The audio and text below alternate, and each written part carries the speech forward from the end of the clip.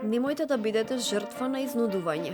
Македонија да не се третира како земја посебен случај, земја со посебни потреби или земја со грешка. Ваква порака испрати Зоран Милановиќ, хрватскиот претседател од Скопје. Според Милановиќ, јасно е во кој правец треба да се движи Македонија, но дека на крајот одлуката треба да ја донесе државата и граѓаните.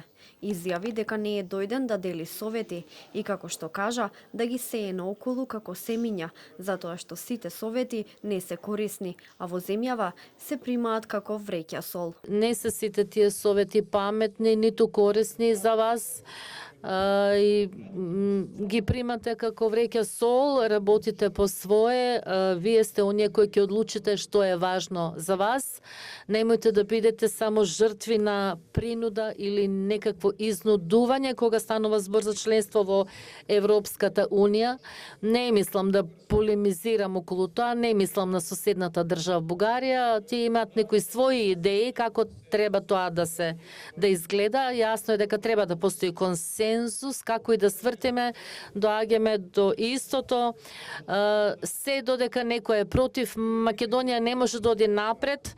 Единствено прашање дали ова за вас и за вашите граѓани се уште е најважна ствар на овој свет, вредна во животот, или има и други работи кои може да се на кои може да се работи, да се реализираат, меѓутоа тука не делиме, немаме совети, тоа е ваша одлука.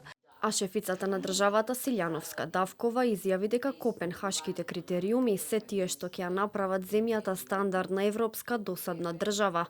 Порача и дека ветото не е пријателски инструмент. Додаде и дека во договорот со Бугарија нема ниту еден член кој вели дека треба да преговараме за историјата, за културата и за јазикот.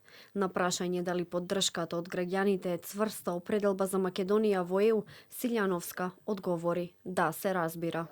Ако сте добиле речиси 20 позитивни извештаи од Европскиот парламент и Европската комисија, дека тие се сериозни и дека имало причина за препораката.